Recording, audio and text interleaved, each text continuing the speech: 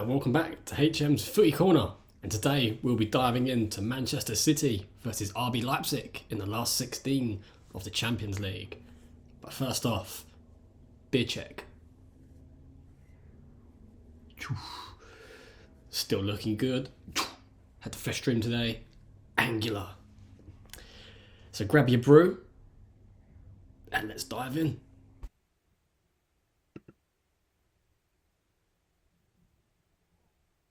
Before we get into the game, did anybody see what Pep Guardiola was wearing on the touchline? He was wearing these big combat boots, combat trousers, and a blazer. I don't know, it's just been London Fashion Week, and with all the controversy and crimes that Man City have been committing, allegedly, this one is probably the worst, and you don't deserve to win a game of football when they're wearing an outfit like that on the touchline. Enough talk about the fashion game, back to what we're here for, the football. And now Manchester City trying to secure their first Champions League title in their whole dynasty, up against RB Leipzig, which on paper looks like a great game for them. But I don't think German football gets the credit it deserves. Just because Bayern Munich usually run out league winners over and over again, there are still several teams in that league that can cause English teams and other teams a hell of a load of problems. Just look, Dortmund just beat Chelsea the other day, and RB Leipzig at home will be no pushover either. So the game started out typical City fashion. They had a lot of the possession, but Pep Guardiola had made some minor tweaks to his tactical formation and positionings of his players on the pitch. Grealish was hugging that left-hand touchline. He was a problem all game, constantly running at his defender, committing players, drawing fouls, classic Grealish stuff. But what was interesting was Mahrez's position, who usually does hug the touchline on the right. But here he was playing more centrally and further forward. So maybe that was something Pep analysed during his research of RB Leipzig that they was vulnerable to, and which it paid off. Eventually Mahrez managed to squeeze through and he lashed one to the bottom corner. Great Mahrez goal. 1-0 Man City, and from here on in, we thought they might go on to get loads more goals and win the game convincingly. And whilst they did improve on every statistical metric football can offer, it was rather a stale and tepid performance. They never really tested the Leipzig keeper, even in the first half that they dominated. And at the halftime team talk, it looks like the Red Bull manager managed to squeeze something into his players because they came out with a lot more ambition in the second half. They was exploiting spaces in behind. They were making it difficult for Manchester City.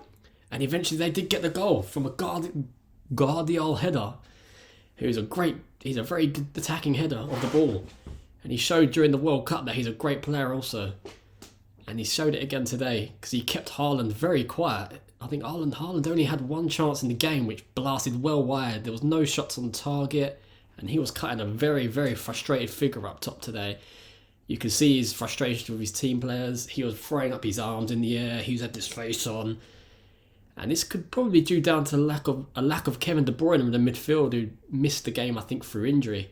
Because he's usually the key player to find that cunning pass around the edge from the runs. And there was a lot of times that we've seen throughout this game and throughout this season that Manchester City just cannot find that killer pass to Haaland as much or often as they should.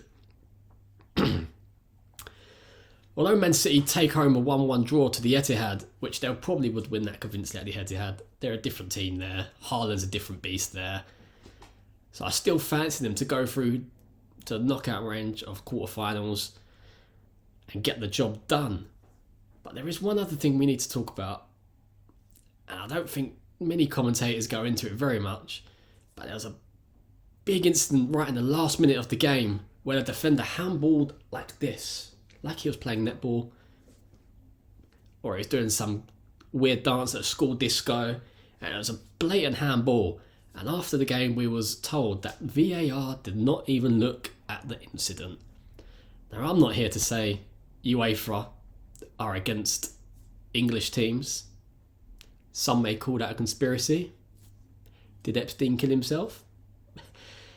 But there is certain credential to that claim that all these big decisions in these knockout stage games seem to always go against the English teams.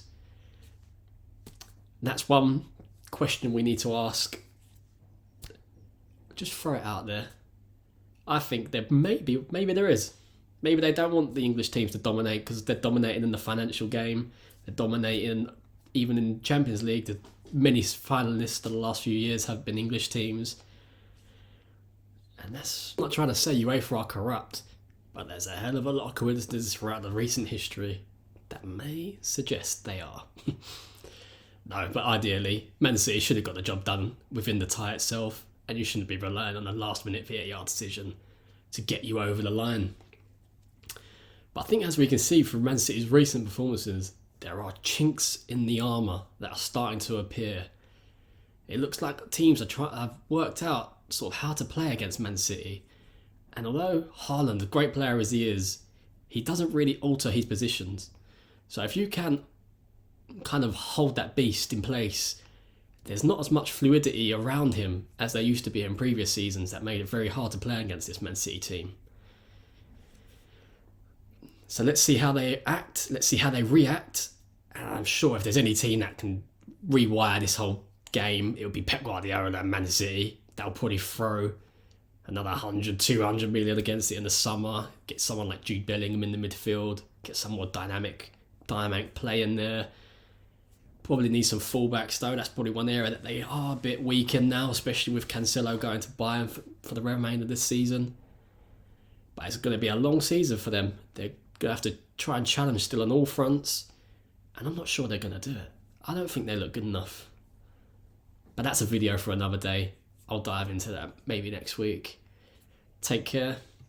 I'll see you on the next one.